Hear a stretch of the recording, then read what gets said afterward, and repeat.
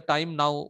After this small presentation, the time will be yours, so you can, whoever wants to share your screen and you want to show that what you have done, you want to discuss so everything, and then we will do like more like in an interactive way. And but the thing is that most of the things should come from your side, and we will be just supporting you, or we will be also try to work with you. Okay, so now let me share my screen, just a second. So okay, okay, so now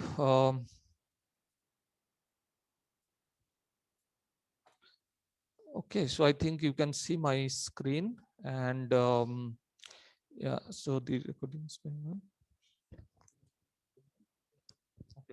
Oh, well, sorry. So now this is basically that we are talking about that ontology and knowledge graph and all these things. Of course, we have already discussed certain things, but I felt that maybe we can talk one more thing. But of course, there are many other things that it's impossible to cover within this 5 days. And I know that it really become very hard for some of you, maybe that because we are giving a lot of content. So however, so that input, of course, we will receive from you. We are yet to receive some of the input already we have received, but we are waiting for others. So, okay, so I start here. So in this tutorial, what we'll do, try to, I mean, quickly try to go through that, the kind of more systematic way of, developing your ontology. And of course then knowledge base sorry, knowledge graph already have said in my previous presentations, and also Professor said gave you already some kind of brief idea about that. So now this yeah, so this is like recall owl, but that's is basically that that it's a care language, ontology language we say. It's a more formal language, description logic based, and Michael has already covered. So just there are few things just I wanted to quickly recap that. So we know that now that in owl there are different constructs in owl, so like that classes. So in that we have like the classes, which are generally we say the concept or the category, like say student or teacher or the person, like they are the basically the concept. So and what will happen, so that the membership of a class is depend on its logical description and not on its name. So so the idea is that, like, if we want to, like, say for example John is a student, so it's not that because that student is a class, the concept, whereas John is completely, so it's not really depends on, I mean, its name, but it goes by always the logical description in a sense, because John had certain property which matches with the idea of the student, and hence you consider to make John as a member of that class. So like here also is given also the other examples, like say for example, like classes do not have to be named always again, like we saw already in our Protige tutorial that some classes are forming like with just a logical expressions, like that pizza, and then we are saying that has topping some, then you are saying that some topping, and then you are saying that really spicy, then that basically is forming an idea like a real spicy pizza, right? So the thing is that, so you can have that logical expressions like that book with yellow cover page, that can also be a class. So a class is to be described in any way that is possible for it to contain individuals, except that you have some specific requirement where it is representing the empty class. So anyway, so these are the some of the concepts like human being, person, building, right? Now the properties, already we know about these properties like object property, data property, and annotation property, and I am sure that you surely understand that, so I'm not going through that again unless there are any particular question. And however, one thing we should remember that in this owl world, these relationships are binary, and that's why when we do modeling, of course that comes through your experience with this task, because if you start practicing that how to develop the model, then you will see slowly the reason and how these are really crucial issue to consider and remember, and you may have to find out your own way that how to model certain things, because in OWL everything is binary, every relations are binary, so you cannot have like any relation if you want, but there are different ways, modeling ways are there through which we can actually overcome these obstacles of binary relation. But of course it's not a limitation of the language, but it's basically intentionally, I think, that facility has been incorporated into that, rather than making it like, like we can do like some of the graphs, like property graph and all, which we didn't discuss, but it's possible, like there are named graph and all are there.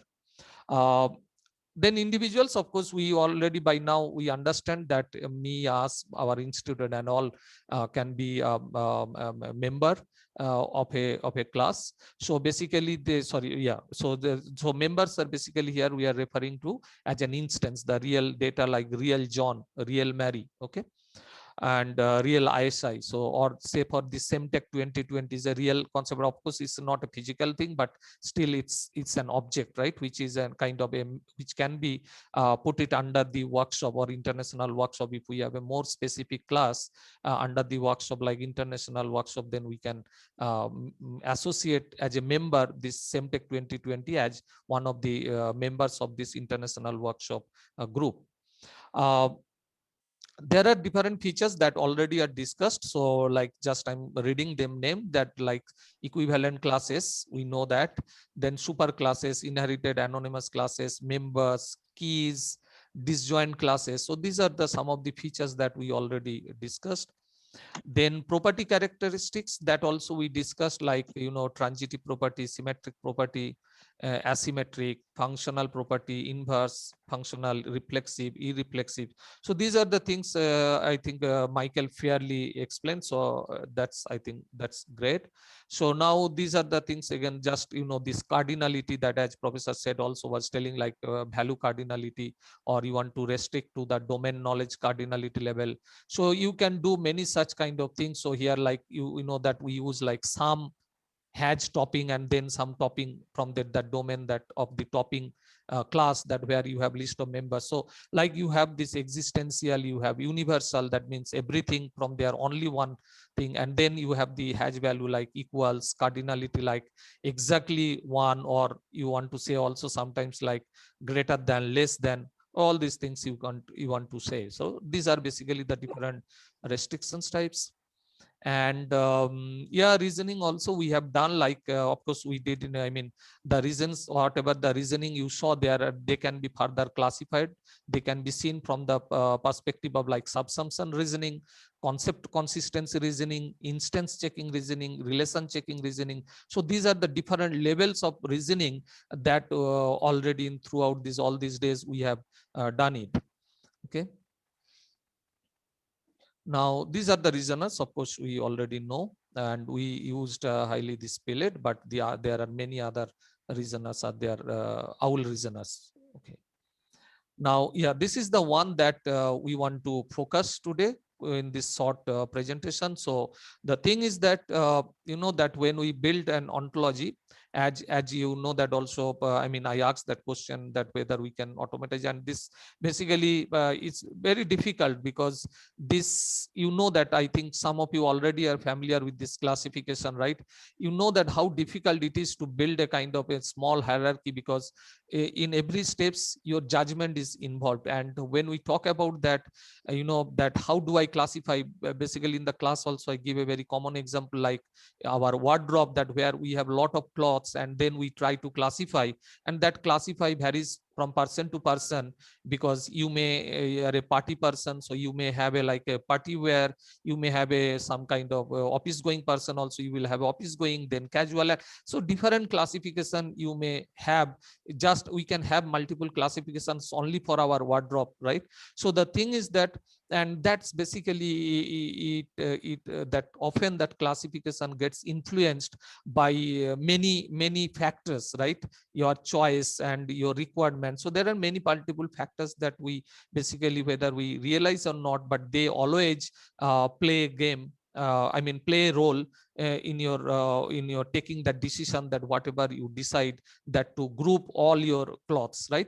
So however, ultimately we say that this ontology building is a fun in a sense. Of course, it needs a lot of involvement of your brain, because you have to really process a lot of knowledge, and you should have also a lot of background knowledge. Otherwise, it's very difficult even to build a one small classification. So ontology building is a fun. Ontology building is a costly affair in terms of money, energy, human resources, and any other infrastructural cost, and many things are involved. So it's always very expensive. So the thing is that we should first look for the existing ontology and reuse. So let's say, for example, I want to build something, and for that I love now ontology, because we have learned so many things. That's great. But now the thing is that whether we should jump on it and start building my own something, or I should look around. So the idea is that the one of the most important principle in this domain basically is that try to reuse. So if something is already available, why to again spend my money, my energy, the human resources, other infrastructural facilities, like you have to spend your computer, you need a computer, or maybe even piece of paper. So there are many other things are involved into that, right? Small things are there. So if something is already there and that perfectly suits to our requirement, then why to build from scratch? Rather, we should try to always look around. If something is available, reuse it, try to reuse it. And if that really doesn't fit to my exact requirement, then whether we can partially use it. If partially we can use it, that's also fine. We use them partially and then we extend it. So that's the idea. And then before we start modeling an ontology, it is important to be clear why we are going to model, because that's something, I know that there are many people that when you ask them to build and then they start building, but you find that it's like when it's there, it really doesn't fit to the requirements, in a sense that when I look at it, of course I feel that okay, I think this is not well, but I cannot say that that is right wrong. But maybe the person who built it, maybe according to him is right, but that can be only validated only when he understand why he developed it. So the most important thing in this case is that we must always have a very clear perception, very clear understanding that why I am going to build that ontology and following that knowledge graph and all. What would be the ultimate goal of my the final output? That's very important. So we can make some imaginary questions in this case. That is what we are going to, show that. And so which you want our system to answer. So that's a little bit relatively easier approach this, that when we want to understand what we need to better is that you ask that okay, what type of questions that you may expect your system to answer. That would be your starting point. Of course we will get back to this again. So before we proceed further to that particular approach, the naming conventions, this is of course Michael also has covered, so I'm not getting into that. So but the remember one thing, that always whenever we do it, that we try to be consistent. Whatever we pick up, whether it is like we do like this, or we prepare some camel case, or whatever the case that we want to pick up, whatever the way you want to build, have your class names, we need to be consistent. We should not be like jumping from one system to another. Like sometimes we give our class name like this and sometimes like this, or even that property name. Sometimes if we say that Haj actor, we should be always Haj actor. We should not say Haj actor and then in another case we say for example the director, okay, just without saying that Haj director. So we should have that kind of consistency, so that when anyone look at your ontology, they understand easily, they understand the flow, that how the knowledge is actually flowing from one node to the another node. So that's something, that consistency should be there.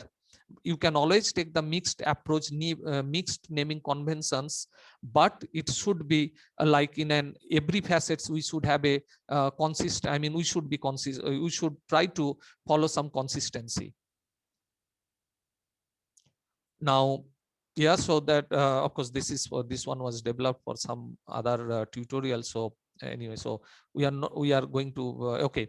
So here now, plan for ontology construction. So these are some of the these bullet points that tells you that what when we have to build something, then what we should do. So first, find out your problem domain. So as we know that domain basically is something that which you want to talk about, right?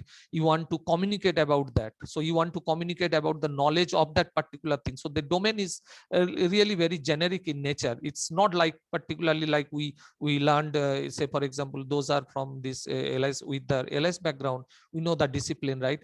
So but the thing is that here domain is more generic because it is to basically to fit with the internet world, the web. So the domain could be anything that you want to talk, you want to communicate about the knowledge of that particular thing. So in that case, this particular workshop can itself be considered as a domain of my knowledge, and I can build a knowledge graph around it. Okay. So find out your problem domain, and then give a pause and think what exactly you want to achieve through your ontology based domain. Yes, I understood that this is my possible domain, and I want to talk about this domain. I want to build a nice you know knowledge graph. That's great, but what you want to achieve by that, what you want to do, so that should be, we should have a very clear picture of that. Enlist some imaginary questions that you may would like to ask your ontology based system.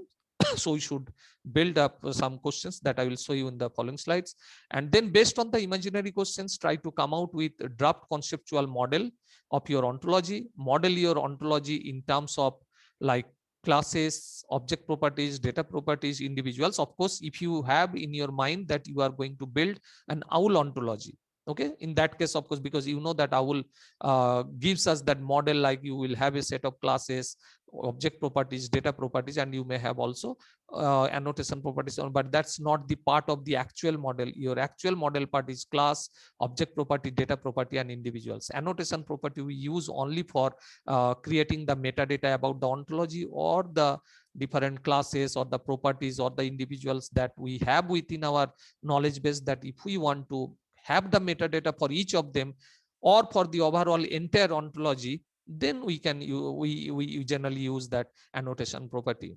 Now list all the classes, object properties, and data properties, and run protege and start encoding your ontology. Of course, you can start with drawing in a on a piece of paper first that model, and then probably you can go for using this protege to build that ontology. However, now this is a more systematic way. These are like, this gives you a kind of kind of just a kind of bullet points that what you should do and what you should not do, like that.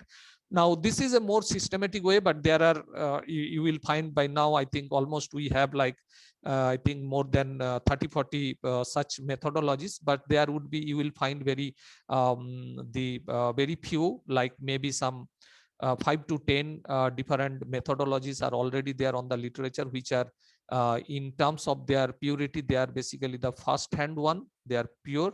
So in that way, so is one of these, this is that we created actually in our one of our papers, so that even we are using multiple times, and many other I mean the community are also using that.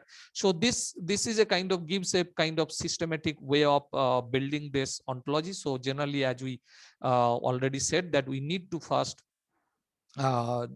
define the purpose. So definition of purpose. So why, so once you have your domain is selected, you need to identify the purposes, that what are the different reasons that you want to have that. Then derivation of competency questions. This is the important one in a sense that that will give you a kind of direction. This will help you to to fix your needle, that okay, in which way I should move. Okay. Then this is, that for any classification, even if we take in a normal like simple taxonomy also, that that we need the terms. So the idea is that we need to identify the terms, and that terms may come from your own that questions that you built, or you want to, there is a question, just a second. Yeah, you may unmute and ask if you have any question. Okay, so is there anyone that someone raised the question? I will answer to this chat box question later. Meanwhile, someone raised that hand. I don't know whether it is by mistake. Okay, so I proceed. So the thing is that you know that we need the terms, because for any such kind of ontology that we have, we need the terms, right? Now the thing is that the source of terms can be anything, and that's where the reuse comes into that picture here.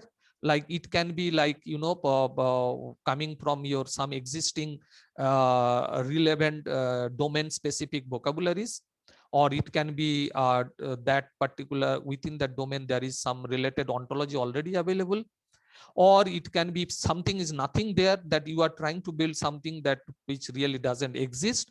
In that case, of course, you have to build it from scratch.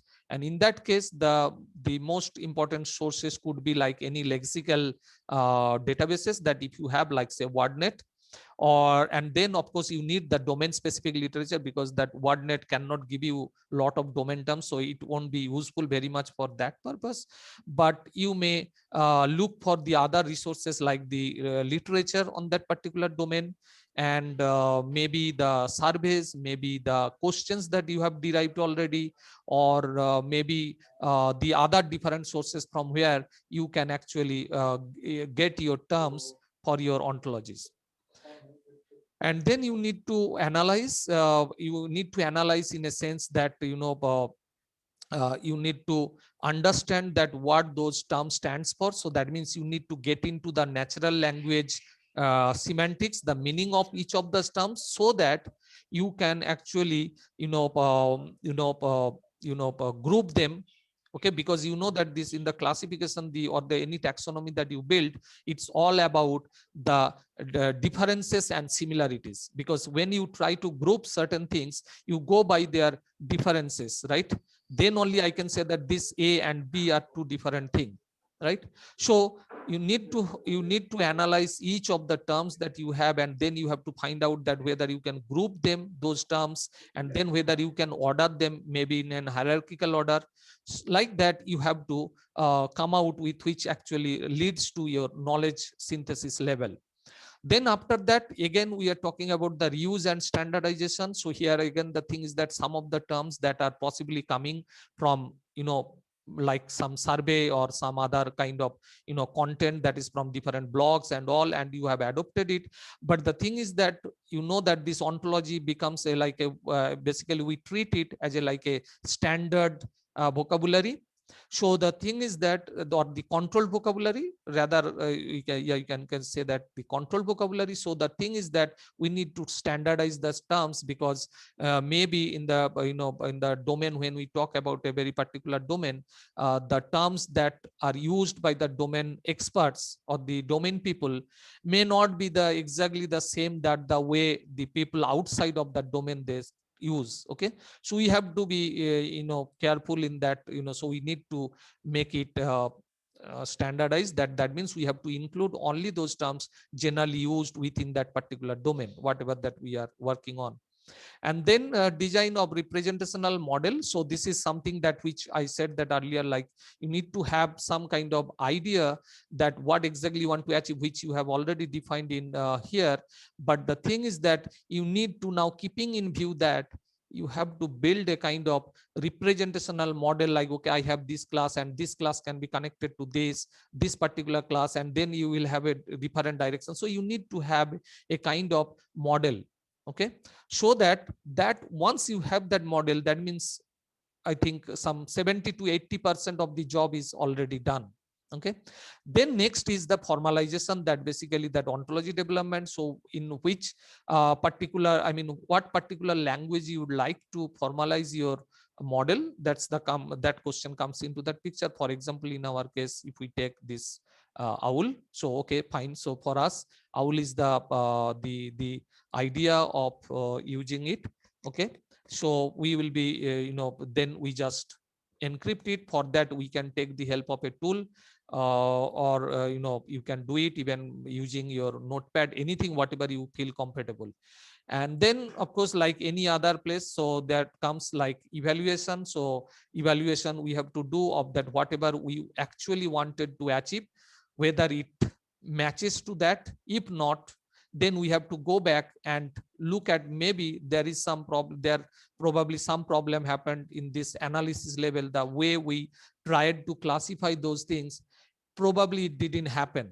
Okay, so we need to always go back, correct there, and then again we have to pass through all these steps. Maybe we can bypass maybe one or two, but most of the cases the flow will go like this, and then again we come back, and once we are satisfied, so it goes there. Of course, one more thing is not added here, the documentation, because we considered that documentation is just a kind of part of parcel of this any development approach. So we didn't put it into this diagram, but yes, that's also of course is there. So this is a small information about this, how generally we should go in a more systematic way when it comes to building a domain model or an ontology. Okay, and yeah, so yeah, so now the thing is that compatible questions that here, like competency questions generally we say.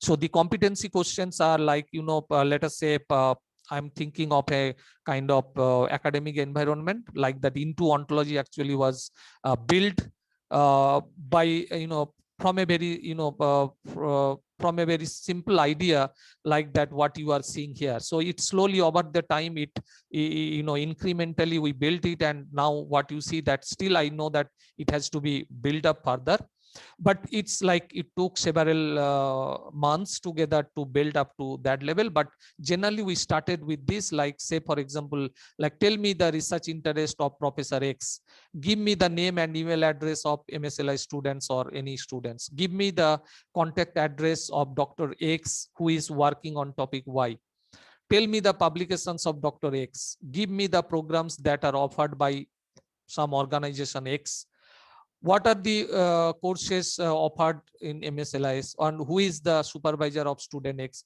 So here you see that this, some cases we have used the variable, some cases we have used the direct constant, like say for example, like here we said Professor X, that means we are generalizing it very much.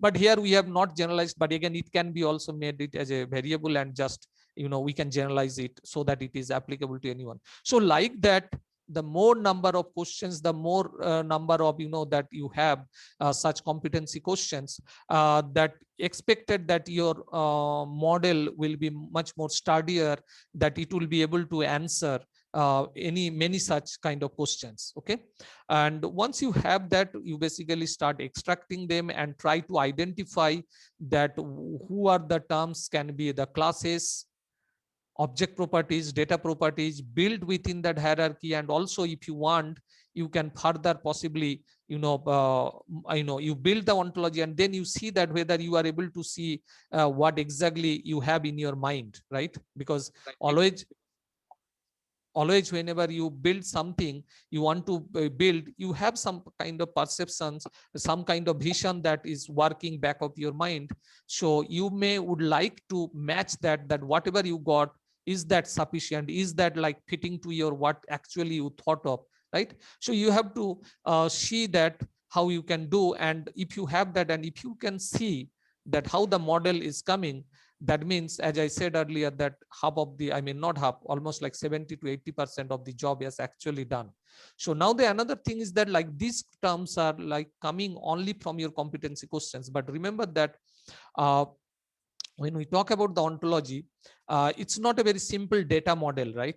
So it needs to have the lot of knowledge inside it, and for that reason you need to probably make your the schema that you have built so far up to this level, you may need to make it more generalized, so that it becomes like a real piece of knowledge artifact, that where you can actually answer, or anyone can take your model and they can further extend to their particular event domain if possible, or maybe a particular branch of your the knowledge graph that you build, they can further go and expand one particular branch, and they can just do whatever they want, right?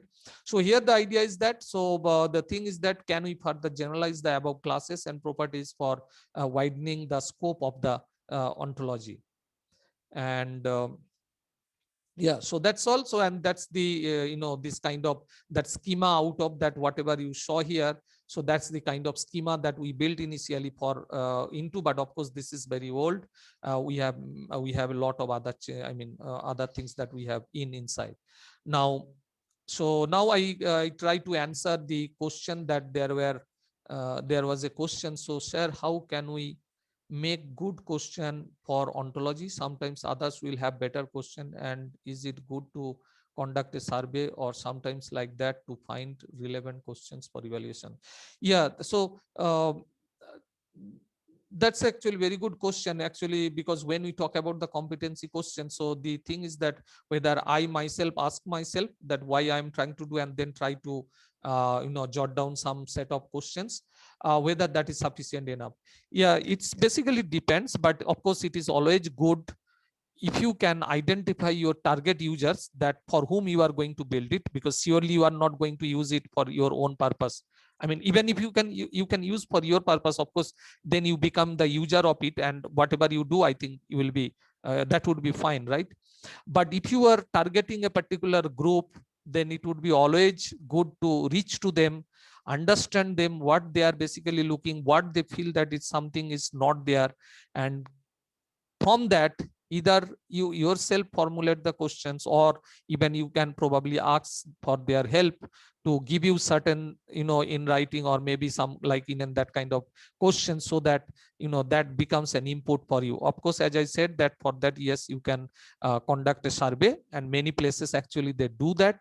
To understand the things, they arrange a kind of maybe putting together and then asking some kind of some session they conduct. Sometimes they send it like questionnaires, right? We did also like earlier for our metadata for ontology development and sorry, description and publication. That work actually we conducted the kind of survey to understand the need of the community, and then we build up that.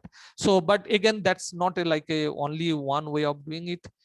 Whatever suits to your particular situation, environment, you have to follow that. But yes, these are the different possible ways that we can do, and we cannot possibly apply all these things every time for every domains. It's all highly subjective, but yes, these are the possible ways that you can possibly consider. Any other questions? Okay, Hello, so sir. yeah, please. Yeah, I'm Jacob from Sri Lanka. Yeah, please. Yes, sir. I have one question. Yeah, yeah, Once please. we develop the ontology, at the same time collect all the data relevant to the classes, subclasses. Is there any idea about to make a system, whole system? For example, from the outsiders, how can they search and retrieve the information from the ontology setup? Is there any idea about these things? I'm not sure whether I understood you correctly. So your question is that, okay, you built an ontology, Yes. and then data is of course in outside somewhere, right? Yes, sir. At the time I upload insert all the metadata relevant to that ontology. How can we make it as a whole system? For example, this recommendation system or any. Well, okay, yeah. So you see that this building knowledge graph itself is not the final product, right? Because you build only the knowledge. Now the thing is that when you want to build, say for example, as a kind of recommendation system, okay, that's obvious that we see everywhere, right? Now to build it, you need to of course have the further like user interface and all that software. You have to piece of software, because what you have to do is not only your knowledge graph is sufficient, right? You need to have probably on top layer that some kind of rules like we discussed yesterday. So you may have to have all those different technologies, because recommendation means always it goes by of course there are again different systems are available, different techniques are available for building the recommendation systems. That some of them can be purely like the adaptive system, right? So it can just understand the user's behavior and accordingly it changes itself, but that's we know it's very hard. Then you can have purely like this knowledge graph driven system, but again you need to have some kind of rule layers and all. Of course that you can build it easily because now you know.